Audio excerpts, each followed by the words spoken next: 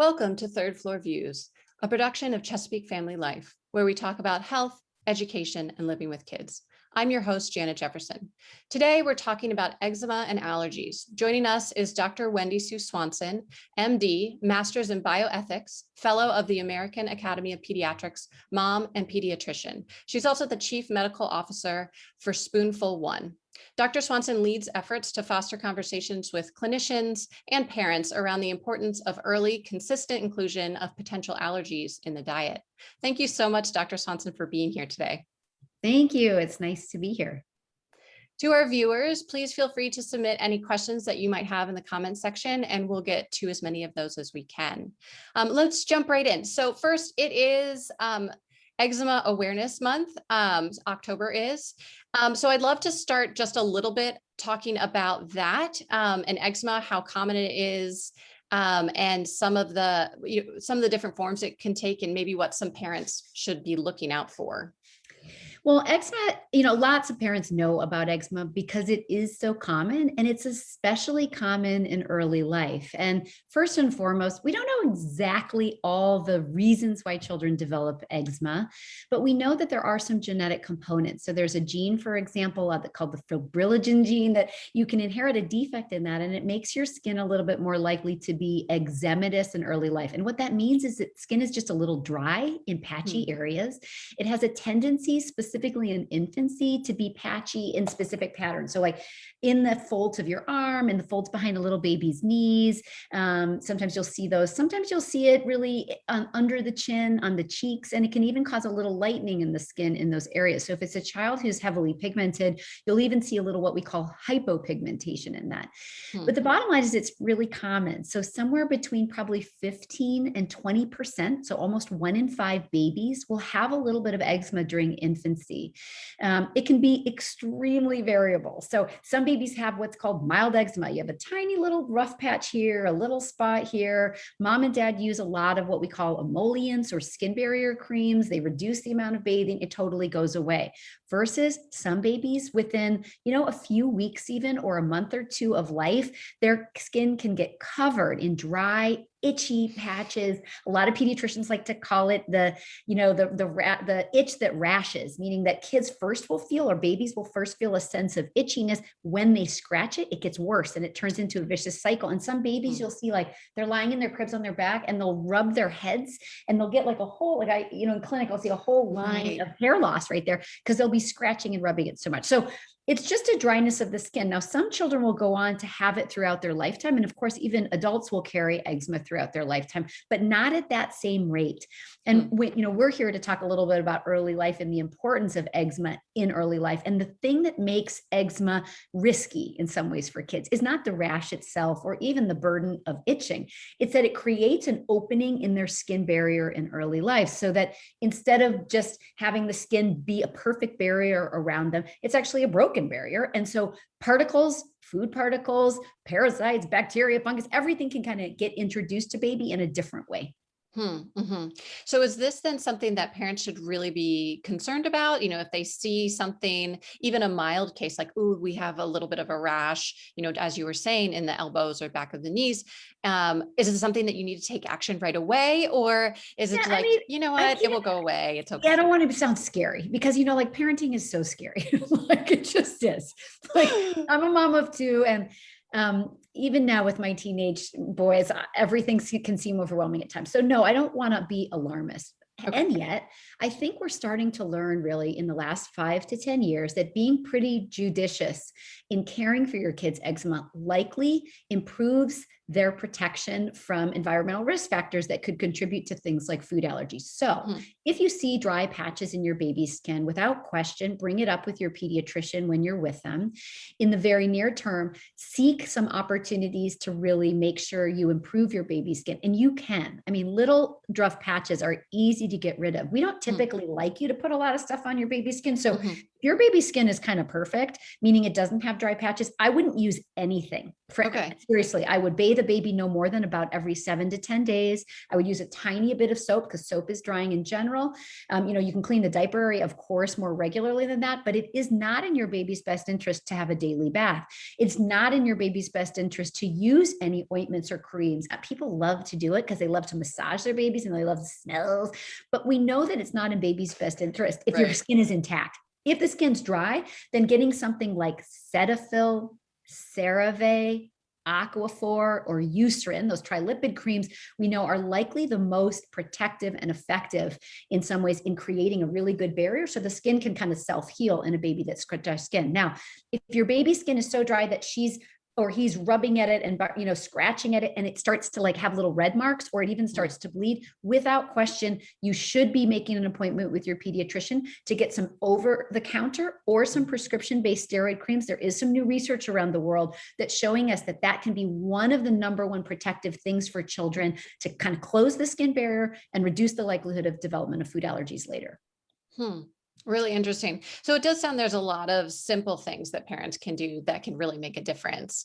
So that can make all of us feel a little number bit one, better. don't freak out. That's not going to help. Number two, if your kid's skin looks great, don't do anything differently. And then if your kid has dry skin, make a plan with your family, but then also with your pediatrician. And one last thing on that, the creams that I mentioned, again, I like the ones that come in a tub. So they're a little harder to spread on a baby. They don't come in a pump. Pump just adds water to it. We don't actually want to add water in that situation. So grabbing a big tub, scooping it out with your hand and slathering on your baby is great. It's that Eucerin, Aquaphor, CeraVe, or Cetaphil. They don't have any food ingredients in them. They don't have added scents or perfumes. They don't have any ingredients that we don't want on baby's skin.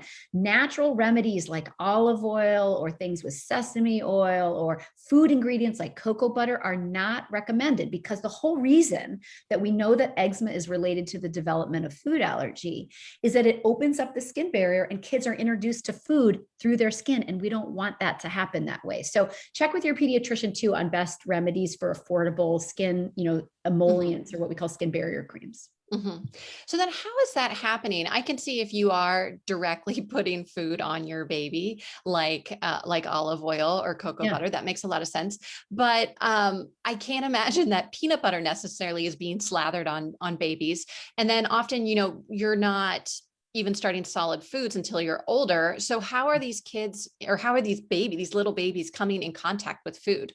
Yeah, great question. So in some of the world leading studies, they've even looked for dust of certain ingredients. So the thing that's really unique about common foods that turn into allergens. So think of it, we all know and we hear about peanuts, tree nuts, egg, soy, fish, and shellfish. Those are all fairly fatty ingredients. And what's unique about them is the protein that are in those foods that talk to the immune system are bound to a fat, and it makes them really stable in the environment. So if you've ever had peanuts in your kitchen, you probably have peanut dust in your house. If your kid goes off to the grocery store, goes off to a play park, goes off to anywhere, they can come back and come in contact with that. So it's not even the direct contact. However, I was just on a panel with world leading allergists all over the world, and they were talking about ensuring that after you make food and prepare food in your kitchen, before you pick up your baby, especially if they have eczema, you want to make sure you wash with soap and water. Get that food particle off your hands so you're not transferring that directly to baby's skin. Because again, that exposure through the skin barrier directly from your kitchen foods or from just foods that live in the environment because they're so stable, that fat just makes those foods really stable. So they just sit around a lot. You will never raise a child in the United States and not be exposed to these foods. But patterns around the world when it comes to food allergy teach us that what's in the environment actually predicts what kids get allergic to. So for example, in Italy, they have a much higher rate of hazelnut allergy than the rest of the world. Nutella is a really common food in that part of the world. Hazelnuts are a big part of the Italian diet.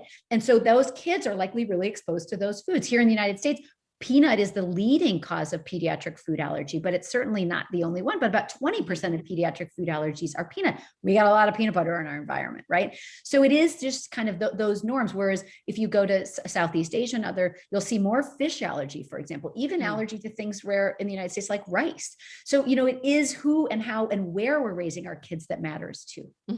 That makes sense. Kids are whatever they're coming in contact with the most often, especially when they're babies and maybe more susceptible to this, then that's what the problem's going to be. Let's now talk a little bit more about allergies and what the science is right now on when to introduce some of those common allergens. So I know that typically you're still starting solid foods around 6 months. What are you now as a pediatrician suggesting to your patients? Well, first and foremost, everything has changed on its head. And it's really unusual in medical advice and even in guidelines to have what's happened here. And that is, for example, when I started in pediatric practice in 2006, we were telling people to stay away from peanut till kids were 3, stay away from eggs, stay away from dairy. That was exactly the wrong advice to give. When we gave that advice, and during that decade, we saw food allergies continue to rise. And so now we know, for example, the immune system, 70% of your baby's immune system is in their GI tract and in their tummy. And the body was designed to learn about food through the stomach. And so what we realize and recognize from global studies that have proven that, for example, a study called the LEAP trial was published in 2015, and it turned everything upside down. It took babies who were high risk for developing allergies. They had eczema, or they had eczema and an already developed allergy to egg, and they fed those babies peanut 3 times a week from the time that they were as young as 4 months of age all the way until they went off to kindergarten. And with that repeated 3 times a week, at least every day, almost like feeding of peanut, the children who were fed peanut versus the kids who didn't have any peanut, those kids were 80% less likely to develop an allergy. And that's where everything changed, where we started to realize, the immune surveillance in early life, it's unique. In some ways, you can design your baby's immune system by where they live, how they eat. So a study called the Pasteur study even evaluated kids that were raised on farms versus kids that were raised in an urban environment. And those kids in a farm were much less likely over the years to develop asthma, eczema, food allergies, asthma, because, or I said asthma twice, but food allergy, or even just seasonal allergies. And the reason probably is like, you're growing up on a farm, you're getting exposed to tons of bacteria, tons of parasites, tons of all this stuff, that fungus that comes in from the farm, and versus these kids in a really sterile environment. And the same is likely true for food. The more diverse, different food that you get in your baby's tummy early and repeatedly, the more the immune system is like, oh yeah, I'm used to peanut. Yeah, I'm used to dairy. I'm used to soy. I'm used to fish and shellfish. And so even though the American baby food diet isn't typically accustomed to all those foods, we now recognize and realize that babies will benefit if their tummies are constantly exposed. So the USDA, as of 2020, is now saying, if you've got a baby, the minute that you mom or dad, and the minute that baby shows basically readiness for solid food somewhere between 4 to 6 months, it's not just like period cereal and period fruit and veggies we want you to feed peanut and hazelnut and cashew butter. We want you to feed fish and shellfish, soy, sesame, dairy, eggs. We want all that kind of food right in your baby's diet right from the beginning. And we know that babies with a very diverse diet at 6 months of age are much less likely, even 10 years later, to go on and develop allergic conditions. Wow, that's incredible. Totally different though, because when Right. when my baby, my 14-year-old sitting right over there, and when he was born, right, we were telling people the exact opposite. Go Right. slow, take your time. And that was bad advice. And in some ways, what moms and dads can know today is that the instinct of wanting to share all your food in the kitchen is the right one. So does that mean you don't then need to do one thing at a time, or is that still a suggestion? Yeah, it's a great and fair question. I think if you surveyed 100 pediatricians, you'd probably get about 32 different answers on that. I think some people like the feeling of control. And if you're that kind of parent, and I'm kind of that kind of parent, the idea of saying, I'm a little scared of food. Well, you shouldn't be, but if you are, you can acknowledge that. If you're going to do though, a single food introduction plan, I want mom and dad to make sure that they're really intentional about it. Meaning that, okay, then feed peanut butter and some oatmeal today. Fine. The next day, then put a little scrambled egg into your baby's diet. Then the next day, make sure you're introducing pea. The next day, put some tomato in. The next day, put, some sesame or tahini or hummus in your baby's diet. That you don't want to go slow. We know the longer you wait to introduce these foods, the higher likelihood that your baby has a chance to develop a sensitivity to them or an intolerance or a full-blown food allergy. So if you are one of those moms that wants to do that, sometimes I think what we're learning even at Spoonful One where I work is that many families will say, yeah, I just wanted to introduce peanut, and then I introduced egg, and then I introduced like some yogurt, and then I felt fine introducing everything else.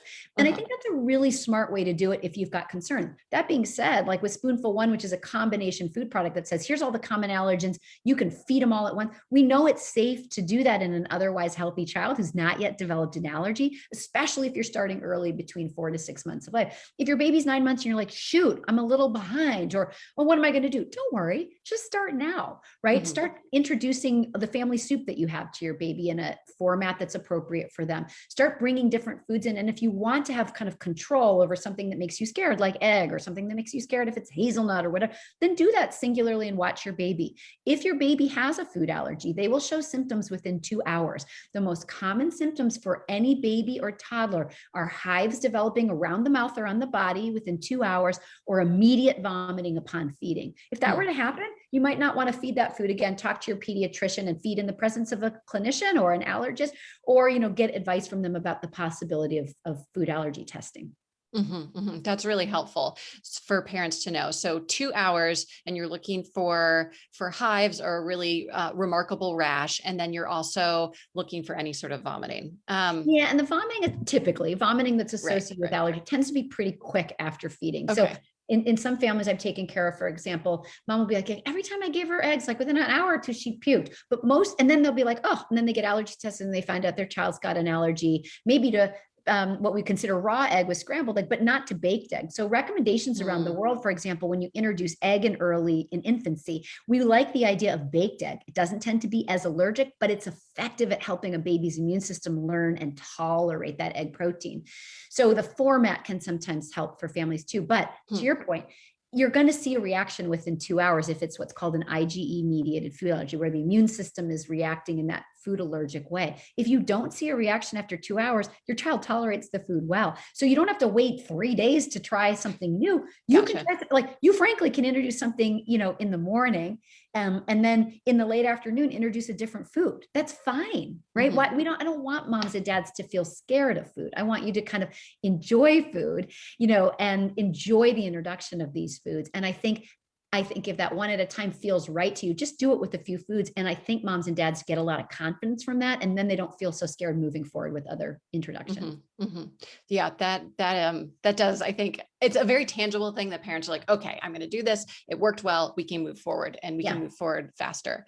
Are there any other foods like eggs that how you give them matters in terms of whether they're cooked one way versus another, or, raw versus cooked? Yeah, great question. Not really, not that we know of. So it isn't, for example, that you heat up a peanut and it acts differently in the immune system. Most all foods, I'll tell you, with heating degrade, where, it's the protein elements of certain foods. There are certain segments of a peanut protein. For example, parents have maybe heard of something called ARA-H1 or ARA-H6.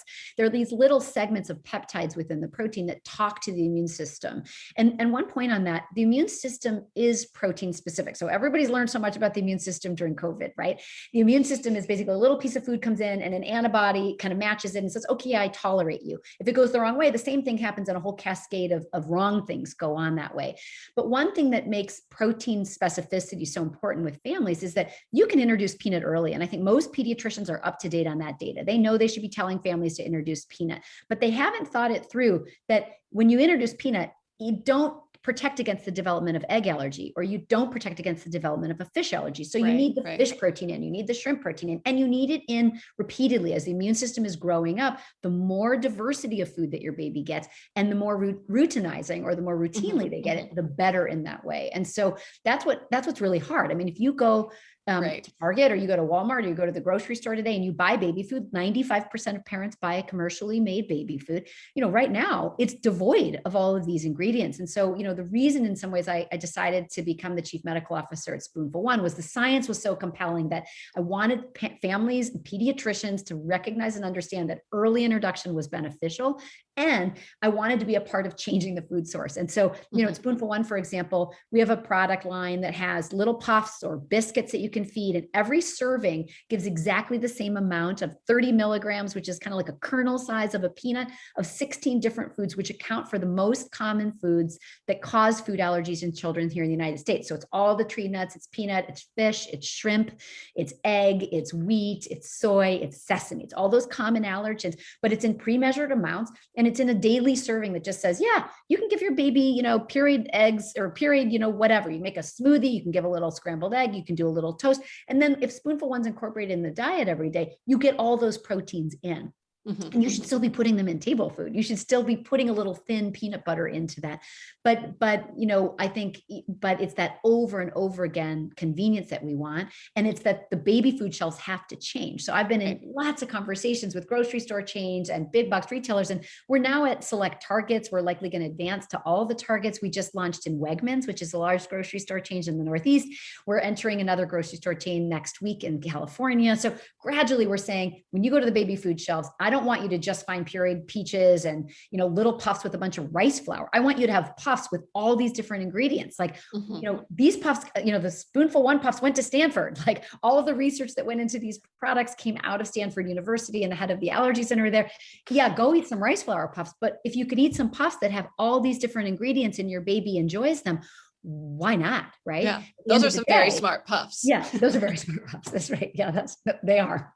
They're very pre-measured. They have 16 different foods in them and come from a large tome of research that really shows that it's not even just getting peanut in early. I'd rather that you feed peanut in the presence of all the other foods, just like I'd rather your baby play in a yard full of all different kinds of biodiversity than just playing in an urban, sterile, Purell down playset. Right.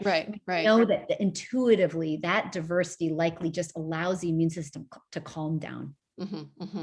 And I think what's really interesting is what you're saying is it's not only introduce it early, but do it regularly, and that you have to do it more than once. It's not a one and done thing. You have to continually be feeding your baby all of these allergens. And I think that's why a product like Spoonful One is actually really useful, because it makes it easy for parents. And I think I think we focused a lot in the language, like pediatricians handouts at the 4-month visit or the 6-month visit will say, oh, make sure you get peanut in the diet. First off, we're missing the boat there, since 30 to 40% of children who have an allergy to more than one food. And again, you don't protect against the other allergies by eating peanuts. So it's all the foods. But every single study that has proven the value of feeding infants these different allergens, or even feeding toddlers these different allergens, has actually required months to years of feeding to get the data to show that it worked. So there's not a single study that says, I fed my baby, eggs when they were 6 months of age. Done. Not a single study, right? So all the studies that even there's a study called the Pettit study, for example, that evaluated different levels of feeding of baked egg and then advancing to things like scrambled eggs, which are considered raw.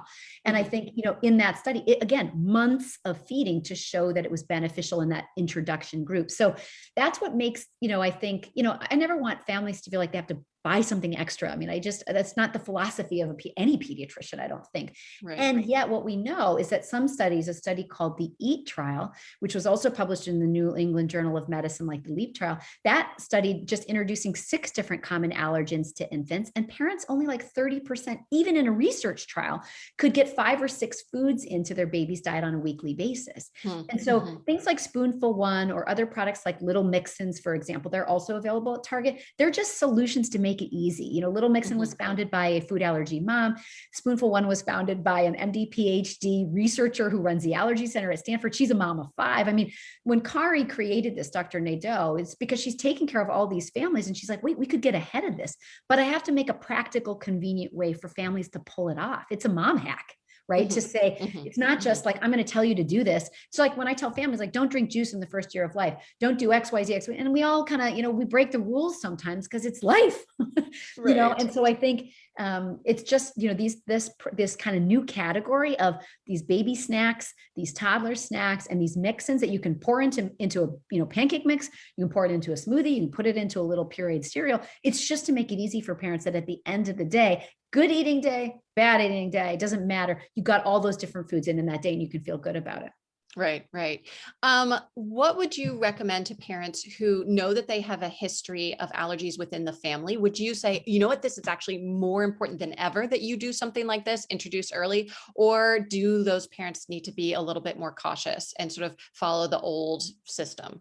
Yeah, no one should follow the old system. The old Okay. system has been proven wrong. We know, even back in 2008, the Academy of Pediatrics said, actually, don't delay the introduction of foods. And nobody really listened because we'd gotten so used to that avoidance. Then in 2019, the clinical statement from the Academy of Pediatrics is, we know that delaying the introduction of these foods in any child is the wrong way. So but a caveat on your question is, if you have a family history of food allergy, so if you have a first child and they ended up developing a food allergy, doing this well or not, I mean, we're not going to get rid of all food allergies doing this because allergies are multifactorial.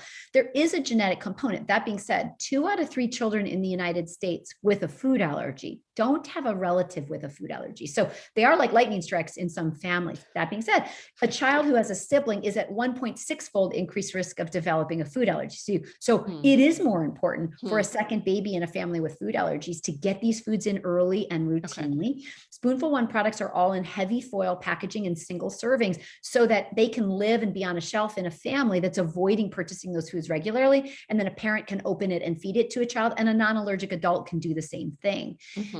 But without question, if number one, more even than a family history, if your child has eczema, talk with your pediatrician about a judicious plan, because more than anything, getting foods into that tummy early and often can override, right, the exposure that a child could get through their skin barrier. And we know that because of the LEAP trial and this fancy name called the dual allergen exposure hypothesis, the concept that if kids are only getting exposed to food through open skin and you're not feeding it to them, they're much more likely to go on and develop an allergy, versus even if they have eczema, if you're feeding those foods into their tummy at that time, that process will overrun what's happening at the skin level. And that's what's so amazing about all this new research in the last decade, that we know we won't probably get rid of all food allergies, but as families feel more comfortable eating all these different foods and sharing with their babies, not waiting, getting all these foods in routinely in early life, that they will be the part of the next generation of kids having less allergies than the one before.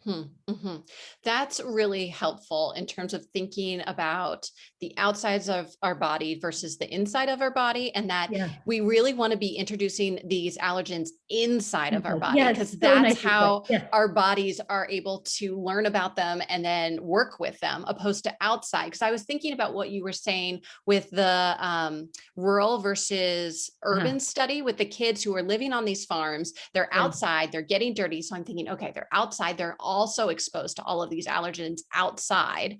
But because they are eating all of those things, they are eating them. It's okay. And it's the eating part that's so important. So it's also like, oh, we shouldn't protect our children with eczema, like, oh, don't go outside. No, you need to go outside. You need to get dirty. Yes, we're sort of battling this rash and we're trying to get it under control, but you still need to go outside, because who knows, you might eat dirt and that's a good thing. And as long as you're like eating the foods, and that's going to help prevent some of these allergies. Yes, and I'll tell you, not to get too deep in the immunology, but what's fascinating, right, is just that the kind of immune surveillance you have at the skin level versus the kind of immune surveillance you have in the tummy is different. And the kind of introduction that we want our babies to have is in the tummy. It's like even studies that show, for example, in early life, if you raise a baby in a house with a dog, that child is also much less likely to go on to develop allergies versus a child who doesn't grow up in a house with a dog. The reason is the dog's mouth full of all that bacteria is licking the baby. The dog is bringing crap in from the yard and on their feet, and it's all over them. And like, I mean, I used to joke that I would literally, I had a Labrador when my babies were young, and And I would open up their diapers and I would literally find like her fur, like in their diaper. I'm like, it goes through their bodies. Like they are eating her fur like all day. And in the end, that's probably really good. And so, but food is no different. And food might be in the environment where we know there's something about living in the modern world. Our great grandmothers weren't thinking about this, and we didn't have food allergies at the rate we do today. Right. High efficiency detergents are breaking down our skin barrier. Overuse of antibiotics, for example, are changing our microbiomes. We know there's something about the modern world, even just like you go to a dinner and it's like the kid menu only has 3 things on it. Our modern diets are even less diverse. And all of that together has likely predisposed our generations to having more allergies than ever before. And that's why parents today have to hear this call to action of do not go slow, be very intentional, and bring your baby the world's food right from the beginning so that your baby can eat around the world for the rest of their life. Definitely. My last question is just about Spoonful One. And when would you recommend that parents start with Spoonful One or a product similar to it? Should you be starting as young as 4 months? And then when should you, or how long should you continue? Are we talking about until they're 2, 3, 4, 5? How old should these kids be? And I know that Spoonful One is a fun product because it comes in so many forms. So you do have options as your kids age up. So what would you recommend for aging kids? Yeah. So let's start at introduction. If you have a 9-month-old, it's a great time to start. If you have an 18-month-old and you haven't started with these foods, it's a really important time to start. The longer you wait, the bigger the risk. So that being said, if your baby is 2 months old right now, or you're just pregnant, or you're thinking about it, an ideal time to start feeding something like Spoonful One is right when you start solid foods. So when baby shows readiness for solids and complementary foods, and when mom is ready to discontinue exclusive breastfeeding, et cetera, and the both of you are ready to go, that's when. So if you start a pureed cereal one day, you can start feeding common allergens the next day. There is absolutely no reason to wait. It is not risky. In fact, in early life at 4 to 6 months in an otherwise healthy baby, it just isn't of risk. So you want to start as early as you know about it. But I don't want families to panic if they've not done it. You want to catch up. There's one study called the Child Study that found in healthy babies, not even babies with eczema or risk factors, that if parents waited till 12 months of age to introduce peanut, a baby was 4 times as likely to go on to develop peanut allergy. If they waited until 18 months, the baby was 7 times more likely to go on. So it just shows you that the march of time is real. So the earlier, the better. But I don't think there's anything that you need to, I think 20, 30 years from now, we're going to feed these things to babies right after birth. Now, moms and dads, or excuse me, moms who are breastfeeding and mom who gets a really diverse diet, in her breast milk, she is definitely passing on a diversity of different proteins, but the levels of those proteins studied by a PhD dietitian named Dr. Karina Venter, for example, proves they're likely, unfortunately, not at a level to create protection and trigger the immune system's tolerance. So breastfeeding is great. In fact, breastfeeding in the first 3 months of life decreases the risk of eczema, which is the big risk factor in the first place. Of course we want you to breastfeed. However, we know that more important is how you feed and add complementary foods when it comes to the prevention and protection against food allergies. So rah to breastfeeding, of course. Vitamin D supplementation, of course. We know that's a mediator in the immune system, and all pediatricians pretty much recommend that to formula and breastfed babies. And then you get those complementary foods in. Now, how long? To be as honest as possible, nobody knows. Most of these studies, it's probably a combination of how much are you feeding, how frequently are you feeding these proteins, and for how long. Because the data that we used to create Spoonful One that was conducted at Stanford, it studied 450 babies and children. They studied babies and then drew blood after a year of feeding. We saw a pretty significant change in the immune profile of those antibodies in those babies. And so what we do say is, in an ideal world, and you start Spoonful One, you continue that at least for about a year, or until your baby is really eating a super diverse diet. It's just that infancy and toddlerhood are not the time of life where kids are consistent. So it's like, I kind of think if you have a goal, if you can get something like Spoonful One or this protein diversity in your own diet, just because you're like, gosh, my baby gets nuts at least 3 or 4 times a week. My baby's getting fish, my baby's getting soy, my baby's getting sesame. go to it, use real food. The practical reality is that most people, I could never have pulled something like that off. And I bought almost all of our baby food for our babies because I was a full-time pediatrician at the time. And, then I'd say I'd target, 6 to 12 months where you're just saying routinely, this immune system is going to just get trained over and over and over and over and over again so that you can kind of stave off that concern. Now, if your baby has eczema through those years, I'd probably continue it longer. Okay. That's helpful. Yeah. All right. One last question. Where can you get this if you can't find it in your Target or your Wegmans or whatever your grocery store is? So go online to spoonful1.com. You of course can just buy it right there. You can buy it at Amazon if you're an Amazon Prime or Amazon subscriber that way. And then at these select Target stores. And then gradually we're going to be in a couple of different drugstores as well. So we'll be in grocery, drugstore, big box like Target, and likely some of the other big box retailers going forward. So I think the goal is we are trying to change the food. The food source is going to change. I really believe that. I think baby food aisles are increasingly going to have nut products, egg products, all these different combination and convenient products.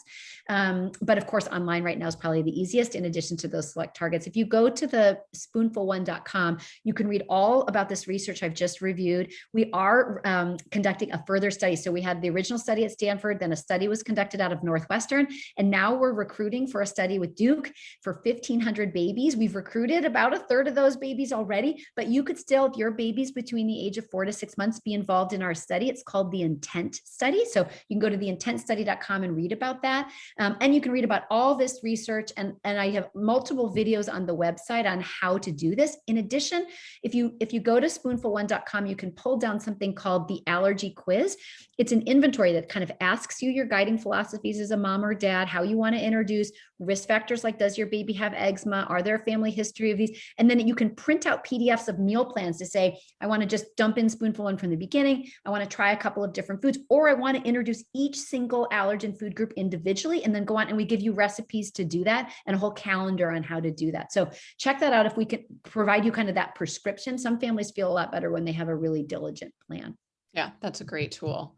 Well, thank you so much, Dr. Wendy Swanson from Spoonful One. And thank you also to all of our viewers and listeners today. Make sure that you visit ChesapeakeFamily.com for up-to-date local information on home, health, and living for today's Maryland parent. We'll also put up those links that Dr. Swanson mentioned, so you can go directly to Spoonful One, to the Allergy Quiz, and to the Intent Study. This episode will be archived on ChesapeakeFamily.com in both podcast format and in video. I'm Janet Jefferson with Chesapeake Family Life and Third Floor Views. Thanks so much. Bye.